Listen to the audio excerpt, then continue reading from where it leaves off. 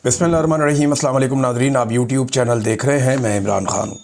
नाज़रीन, एस्टेब्लिशमेंट बहुत बुरी तरह फंस गई है, ख़ास तौर पे खैबर पख्तूनख्वा में। इन्होंने उल्टे तजर्बे किए।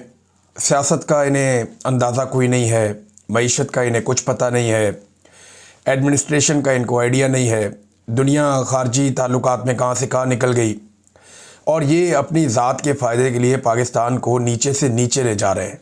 और अब एस्टेब्लिशमेंट बहुत बुरी तरह फंस गई है। इस जगह पे एस्टेब्लिशमेंट को रेस्क्यू करना पड़ेगा, और मौजूदा जो पॉलिटिकल पार्टीज़ हैं उनके अंदर जिनको हुकूमत में बिठाया हुआ है उनमें ये काबिलियत ही नहीं है, और आवाम का उन पर एतमाद भी नहीं है। मिसाल के तौर पे एस्टेब्लिशमेंट अब ये लाइन ले चुकी है कि हम खैबर पख्तूनख्वा में इमरान खान का नामजद करदा वज़ीर आला सुहेल अफरीदी वो नहीं बनने देंगे।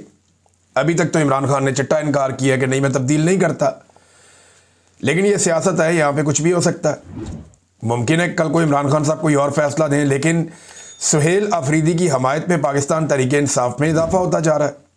वो वहाँ पे काफ़ी तगड़ा हो गया। अब देखना यह है कि पीटीआई या इमरान खान साहब अपना फैसला बदलते हैं या एस्टेब्लिशमेंट मज़ीद फंस जाती है, क्योंकि DGISPR ने बड़ा वाज़े कहा कि वो नहीं बनने देंगे। देखिए, दूसरे अल्फाज तो यही है कि सुहेल अफरीदी को हम नहीं बनने देंगे। भाई, जितने टाउट्स हैं वो इसी बारे में खबरें दे रहे हैं। एक टाउट ने तो यहाँ तक खबर दे दी कि जनाब कोई एस्टेब्लिशमेंट को पेपर मिल गए, उनसे साबित हो गया कि जनाब ये जो सुहेल अफरीदी है ये कोई रॉ का एजेंट है, और फिटेमुत ताड़ी रिपोर्टिंग दे होते। ये थोड़ा सा इन्वेस्टिगेट कर लो, चीज़ों को देख लो, वो बंदा कौन है। वो कबायली इलाकों से पहला आदमी है जिसको इमरान खान साहब ने नॉमिनेट किया वज़ीर आला खैबर पख्तूनख्वा के लिए। उनकी महरूमियाँ दूर होने जा रही हैं, उनका अपना बंदा आ रहा है, और यहाँ पे मिलिट्री एस्टेब्लिशमेंट के पेट में मरोड़ उठ गए। भी आपका लेना देना ही कोई नहीं है। अवाम ने जिनको वोट दिए वो फैसला करेंगे कौन आएगा, हुकूमत करेगा। आज आपको गंडापुर की याद सता रही है, आपको लगता है जी गंडापुर आपका बड़ा काम का आदमी था, या उसके साथ आप बेहतरीन तरीके से चल रहे थे, तो फिर गंडापुर की बात मान लेते या उसकी रिक्वेस्ट मान लेते। तो अब मामला ये है कि मुल्क के अंदर इस्तेहकाम लाते लाते जो पाकिस्तान की मिलिट्री एस्टेब्लिशमेंट है उन्होंने पाकिस्तान को मुकम्मल तौर पे अदम इस्तेहकाम का शिकार कर दिया। ज़रा एक दफ़ा पाकिस्तान का मैप आप देखें। इस नक्शे पे मुझे कोई इलाका बताएं जो महफूज हो और पुरअमन हो। कराची की बैड गवर्नेंस आपके सामने है, सिंध के हालात आपके सामने है, सैलाब आया हुआ, पूछने वाला कोई नहीं है। जितनी सिंध के अंदर तबाही है, करप्शन है, उसका तो कोई मुकाबला पूरी दुनिया में कहीं नहीं है। पाकिस्तान तो बहुत दूर की बात है। ये इस्तेहकाम हो या अदम इस्तेहकाम हो, सिंध के अंदर जो करप्शन को दवाम मिलता रहता है ना, जरदारी साहब के आशीर्वाद से, वो नहीं रुकता। कच्चे के डाकुओं ने तबाही फेरी हुई है सिंध और पंजाब के बॉर्डरों के ऊपर। रात को आप ट्रैवल नहीं कर सकते वहाँ पे। बलूचिस्तान की सूरत हाल ये हो गई है कि वहाँ पे आप शाम के बाद सफ़र नहीं कर सकते, जा ही नहीं सकते। बलूचिस्तान में मैंने आपको पिछले वीलॉग में बताया सिर्फ दो चीज़ें महफूज हैं, एक मादनियात के ट्रक और दूसरा ईरान से स्मगलिंग होने वाला तेल। बाकी हर चीज़ बलूचिस्तान में जो है वो टारगेट की जाती है, और ये हम सब अच्छी तरह जानते हैं। और इनमें माल किसकी जेब में जाता है ये भी सब जानते हैं। जो बॉर्डर पे हैं उन्हीं की मर्जी से स्मगलिंग होती है, वरना कैसे हो सकती है। तो बलूचिस्तान का तो बेड़े ही गर्क कर दिया, कोई भी वहाँ महफूज नहीं है। खैबर पख्तूनख्वा के कबायली इलाकों की हालत भी इससे मुख्तलिफ नहीं है। रोज़ाना धमाके, गोली बारूद, हमला, बच्चों की शहादतें, ख़वातीन की शहादतें, मासूम शहरी जाँ बहक हो रहे हैं। अभी DI खान के अंदर एक अटैक हो गया, उसमें पुलिस वाले जाँ बहक हो गए। तो लगातार खैबर पख्तूनख्वा के कबायली इलाकों में भी यही चल रहा है, वहाँ पे भी इस्तेहकाम नहीं आने दिया। अफ़गानिस्तान से एक नई लड़ाई शुरू कर दिया। अब अफ़गानिस्तान के बारे में मैं बताऊँ, देखें वो अफ़गानी भी कहते हैं कि अमेरिका से और रशिया से पूछ लें, आप हमसे लड़ना चाहते हैं तो आप उन दोनों से पूछ लें। रूस जो है वो एक सुपर पावर था, अमेरिका जो है वो दूसरी सुपर पावर था। वो दोनों जान छुड़ा के निकले हैं इन पहाड़ों में से। अब पाकिस्तान की मौजूदा मिलिट्री एस्टेब्लिशमेंट इन पहाड़ों से क्या निकालना चाहती है? देखिए, मादनियात तो बहुत है यहाँ पे, लेकिन जिस चक्कर में हम अफ़गानिस्तान के साथ लड़ाई कर रहे हैं उसका नतीजा क्या हमारे हक में निकलेगा, या हम कई दहाइयों तक लंबी एक लड़ाई के अंदर फिर झोंके जाएंगे, फिर एक लड़ाई में चले जाएंगे ना। भारत कितनी समझदारी का मुजाहरा कर रहा है, हालांकि वो इंतहाई एंटी तालिबान है भारत के लोग, लेकिन वो ये समझते हैं कि ताल्लुकात रखने पड़ेंगे, और वो अक्लमंदी से अपने खारजी ताल्लुकात बना रहे हैं। अफगानिस्तान के साथ, और पाकिस्तान अपने हमसायों से बिगाड़ता चला जा रहा है 7 समंदर पार अमेरिका को खुश करने के लिए। फिर भारत से हमारी दोबारा लड़ाई होने वाली है। ये मैं नहीं कह रहा, ये एस्टेब्लिशमेंट खुद खबरें चलवा रही है कि अक्टूबर नवंबर में मुमकिन है कि भारत हमारे ऊपर एक अटैक करे। फिर अब अगर आप पंजाब में आ जाएं तो सैलाब मुतासरीन अभी तक बेयारो मददगार हैं, कोई पूछने वाला नहीं है। जिन इलाकों में पानी उतरा है, लोग अपने घरों को जाकर खुद ही आबाद करने की कोशिश कर रहे हैं। लोग अपनी मदद आपके तहत चीज़ें ठीक करने की कोशिश कर रहे हैं। लोग भूखे हैं, परेशान हैं, फसल लगने का टाइम हो गया, उनके पास बीज और खाद के पैसे नहीं हैं, और हुकूमत अभी सिर्फ सर्वेस करवा रही है, कोई काम हुकूमत ने शुरू नहीं किया। पंजाब में तहरीक लब्बैक और पुलिस के बीच में इस वक्त एक मैच पड़ा हुआ है, एक सड़कों पे जंग लगी हुई है। तहरीक इंसाफ पर जुल्म के पहाड़ तोड़े जा रहे हैं। इस्लामाबाद जो है पाकिस्तान का दारुल हुकूमत, वो इस वक्त कंटेनरिस्तान बना हुआ है। पूरे इस्लामाबाद में कंटेनर ही कंटेनर आपको दिखाई देते हैं।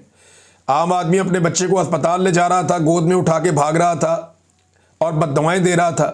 मोटरसाइकिल वाला था बेचारा अकेला, एक आम शहरी, उसको पुलिस वालों ने पकड़ के मारना शुरू कर दिया कि यहाँ से तुम गुजरे कैसे हो। भाई वो जा रहा है, उसको जाने दो, एक आदमी क्या कर लेगा। लेकिन नहीं, इस्लामाबाद को एक नो गो एरिया बना दिया, सारे रास्ते बंद कर दिए, कंटेनर लगा लगा के तबाह कर दिया। ऐसा लगता है इस्लामाबाद नहीं है, कोई समंदर के किनारे कोई पोर्ट है, कोई बंदरगाह है जहाँ पे कंटेनर ही कंटेनर्स पड़े हुए हैं। आज़ाद कश्मीर में एक अलग टाइम बम लगा हुआ है। आज 11 तारीख है, 19-20 तारीख तक का टाइम है इस हुकूमत के पास मुतालबा तस्लीम करने का। अब मुतालबा तस्लीम करने की बजाय इन्होंने आज़ाद कश्मीर में जो अवामी जॉइंट एक्शन कमेटी के रहनुमा है उनके ऊपर मुकदमा दर्ज कर दिए। ये पाकिस्तान में इस्तेहकाम लेकर आएंगे, और जो कश्मीरी नौजवान हैं उन्हें इस्लामाबाद में पकड़ पकड़ के पुलिस डंडे मार रही है, उनको रुस्वा कर रही है, उनसे ज़्यादती कर रही है। बल्कि नौजवानों ने क्लेम किया कि उन्हें कहा गया कि तुम कश्मीर मुर्दाबाद के नारे लगाओ। उन्होंने डंडे खा लिए, मार खा ली, लेकिन उन्होंने कहा जी हम ये नारे नहीं लगाते। फिल्मों में हम ये देखते थे ऐसा जुल्म और जबर, लेकिन हमने कभी हकीकी ज़िंदगी में तसव्वुर नहीं किया था जो इस्लामाबाद पुलिस ने अब किया कश्मीर के नौजवानों के साथ, बकौल उन नौजवानों के। तो आज़ाद कश्मीर में भी एक टाइम बम सिचुएशन है, टाइम गुजर रहा है, किस वक्त वहाँ धमाका हो कुछ आप कह नहीं सकते। फिर गिलगित बल्तिस्तान में लगातार एहतजाज चल रहा है, वहाँ पे तजारत रुकी हुई है। वो लोग कह रहे हैं जी हमारे वसाइल पे जो कब्ज़ा किया जा रहा है मिलिट्री एस्टेब्लिशमेंट की जानिब से, वो बंद होना चाहिए। अब एक सूबे में हुकूमत ही नहीं है इस वक्त, और वो भी सिर्फ मिलिट्री एस्टेब्लिशमेंट की ज़िद की वजह से। वज़ीर आला ने इस्तीफ़ा दिया, गवर्नर कहता मुझे मिला ही नहीं, हालांकि मिलते ही मंजूर हो जाता है ऑटोमेटिक ही। कानून ये कहता है कि जैसे ही वज़ीर आला का इस्तीफ़ा मौसूल हो गया गवर्नर को, वो ऑटोमेटिकली एक्सेप्ट हो गए। ये मुझे सिद्दीक जान साहब ने बताया कि बड़ा सादा है ये। लेकिन अब मामला ये है कि एस्टेब्लिशमेंट की ज़िद है, इसको हम वज़ीर आला नहीं बनने देंगे। अवाम की ज़िद है, ये हमारा वज़ीर आला है, हमारे लीडर ने कहा हुआ है, तो एस्टेब्लिशमेंट अपने आप को बंद गली में ले गई। अब अगर ये इसको वज़ीर आला बनने देते हैं तो वो अवाम की ताकत से और अपने लीडर की विल से वज़ीर आला बनेगा, तो फिर तो वो एस्टेब्लिशमेंट की बात नहीं सुनेगा। उनमें कॉन्फिडेंस आ जाएगा कि हम एस्टेब्लिशमेंट की मर्ज़ी के बगैर चीज़ें कर सकते हैं। और अगर एस्टेब्लिशमेंट नहीं बनने देती तो एस्टेब्लिशमेंट एक नई लड़ाई के लिए तैयार रहे। यहाँ पे खैबर पख्तूनख्वा में बड़ी चितरौल होगी पॉलिसी की, और वो इसलिए होगी कि लोग नहीं मानेंगे ये बात। मैं खैबर पख्तूनख्वा के चप्पे चप्पे में फिरा हूँ। ये जब मैं बहुत मुश्किल हालात देख रहा था, भाग दौड़ में लगा हुआ था, कभी किसी पहाड़ पे, कभी किसी जगह पे, कभी कहीं में रहता था, लोगों से मुलाकातें भी होती थी बेशुमार, और बाज़ वक्त मैंने बड़ा अच्छा भी गुजारा खैबर पख्तूनख्वा में। तो गुज़िश्ता 1 साल, जब मैं इससे पहले मैं खैबर पख्तूनख्वा में रहा लगभग 1 साल तक, तो मैं लोगों से पूछता रहा, और मुझे 99% नहीं 100% लोग एक बात पे कायल थे, चाहे वो ANP के, चाहे फजलुर रहमान के, चाहे जमात इस्लामी के, चाहे PTI के। जितने ग्राउंड के ऊपर लोग हैं वो सारे के सारे नफरत करते हैं मिलिट्री ऑपरेशन से। वो सब कहते हैं जी मिलिट्री ऑपरेशन हम नहीं होने देंगे, मिलिट्री ऑपरेशन के वो खिलाफ है। कोई इमरान खान के खिलाफ है, कोई फजलुर रहमान के खिलाफ है, कोई ANP के खिलाफ है, कोई ML वली खान के खिलाफ है। वो मुखालफतें अपनी जगह पे, लेकिन मिलिट्री एस्टेब्लिशमेंट का जो मिलिट्री ऑपरेशन होता है सारे के सारे उसके खिलाफ थे। और उसका जो रीज़न है ना सादा, वो ये है कि ये तमाम लोग ये समझते हैं कि ये जो मिलिट्री ऑपरेशन होता है ये वफाक की एक माशी पॉलिसी होती है, जिसमें वो पैसा वैसा बनाने के लिए हमारे इलाके में ऑपरेशन करवा देते हैं और इसके अंदर हमारा बहुत नुकसान हो जाता है। ये वो लोग बार बार कहते हैं। ये बात बड़ी वाज़ेह है कि खैबर पख्तूनख्वा के लोग दहशतगर्दी के खिलाफ हैं और दहशतगर्दी से तंग भी हैं। ये बात बिल्कुल ठीक है, मगर वो मिलिट्री ऑपरेशन को अब वफाक की एक माशी पॉलिसी के तौर पे देखते हैं, क्योंकि हज़ारों ऑपरेशन के बावजूद आज तक खैबर पख्तूनख्वा के उन इलाकों में या पाकिस्तान में अमन नहीं आ सका, अमन वहां करीब भी नहीं आ सका, बल्कि जब जब ऑपरेशन किए जाते हैं उस दौरान में बदअमनी बढ़ती चली जाती है। तहरीक लब्बैक सड़कों पे है, वो मामले पे मैं आता हूं, लेकिन उससे पहले वज़ीर दिफा ने एतराफ़ कर लिया एक टीवी टॉक शो में कि तहरीक तालिबान लाने, जो टीटीपी वाले लोग हैं उनको वापस लाने की जो पॉलिसी है और जो प्रपोज़ल है वो जनरल बाजवा की थी। और जनरल बाजवा की दो प्रपोज़ल थी, एक वो तहरीक तालिबान को पाकिस्तान में लाना चाहता था दहशतगर्दों को, और दूसरा वो पीडीएम को हुकूमत में लाना चाहता था। दो चीज़ें लेकर आया इस मुल्क पे जनरल बाजवा, जो उसने इस मुल्क पे एहसान किया। नंबर एक, जनरल बाजवा दहशतगर्दों को लेकर आया पाकिस्तान में, ये उसकी पॉलिसी थी, जिसके खिलाफ पाकिस्तान तहरीक इंसाफ के लोगों ने फैसला दे दिया। इमरान खान साहब ने ये मुकदमा रखा कौम के सामने, तहरीक इंसाफ के सामने भी रखा कि ये प्रपोजल है मिलिट्री एस्टेब्लिशमेंट की और ये चीज़ आई है, लेकिन तय हुआ कि इसको बैठ के पार्लिमानी तरीके से करेंगे, जमहूरी तरीके से। तो जमहूरी तरीके से इसको रिजेक्ट कर दिया गया अवामी मुंतखब नुमाइंदों की जानिब से, लिहाजा पॉलिसी होगी फारिग। तो जनरल बाजवा ने, एक तो जनरल बाजवा लेकर आए दहशतगर्दों को पाकिस्तान में, ये उनका एहसान है इस मुल्क पे। दूसरा, माशी दहशतगर्दों को भी जनरल बाजवा पाकिस्तान में लेकर आए, जिनको आज इक्तदार में बिठाया हुआ है। अब इंटरेस्टिंग बात यह है कि ये दोनों तरह के दहशतगर्द जो हैं, चाहे बंदूक वाले दहशतगर्द, चाहे मईशत वाले दहशतगर्द, इन दोनों को सहूलतकारी दी गई बाकायदा जनरल बाजवा के जाने के बाद भी।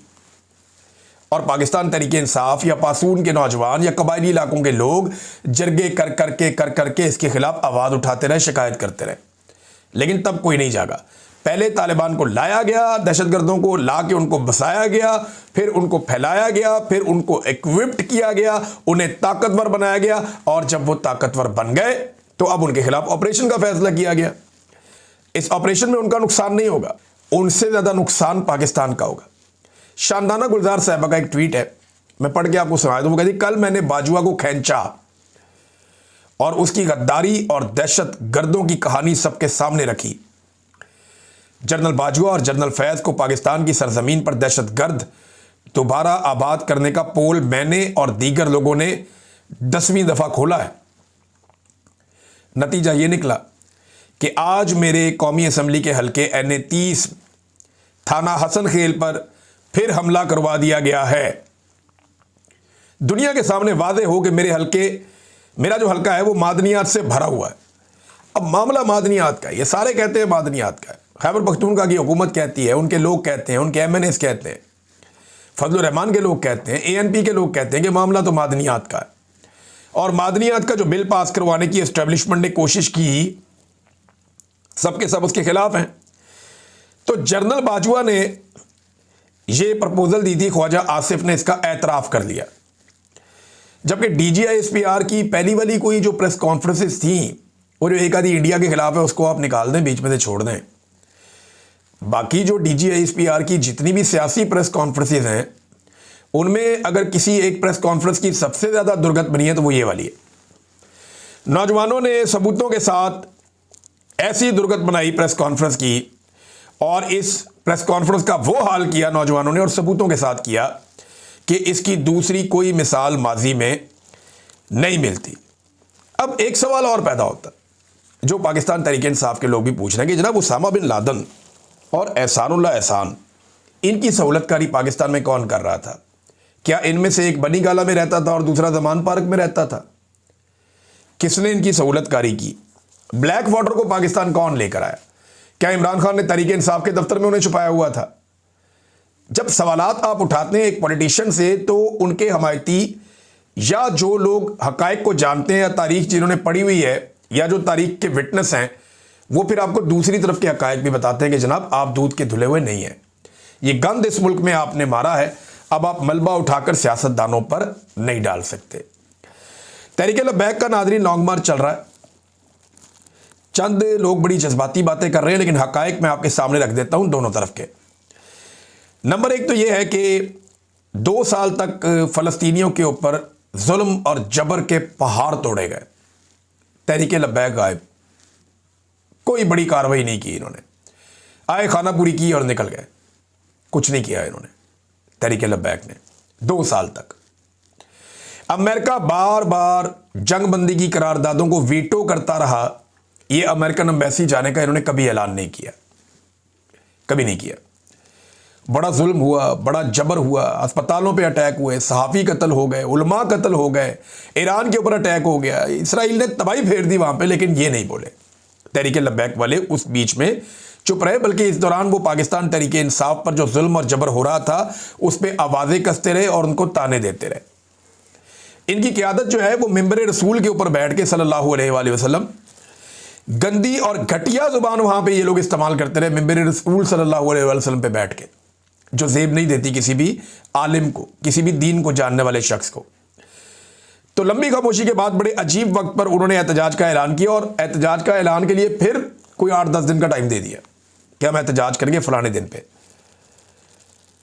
अच्छा, जो ऐलान है ना, ये बात भी हमें ज़हन में रखनी पड़ेगी कि तहरीक लब्बैक ने जो ऐलान किया वो इसराइल के हवाले से जो पॉलिसी है हुकूमत की बदलती हुई, उसके खिलाफ किया। लेकिन ये पॉलिसी आज तो नहीं बदली, ये तो हम आपको 2 साल से बता रहे हैं कि जो भी निकलता है फ़लस्तीन का झंडा उठा के उसको मारते हैं ये लोग।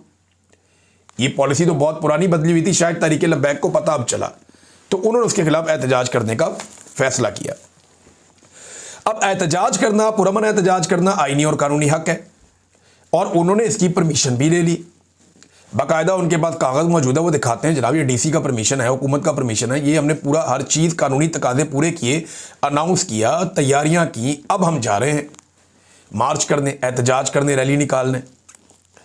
मगर मौजूदा रजीम ने मुज़ाकरात करने की बजाय उनके ऊपर अचानक से हल्ला बोल दिया। ऐसा लगता है कि इस हुकूमत ने या इस रजीम ने यह फैसला किया था कि ये लड़ाई करनी ही करनी है, या ये पहले से तय था कि ये लड़ाई करनी है, क्योंकि इसमें मुज़ाकरात किए जा सकते थे, बातचीत की जा सकती थी।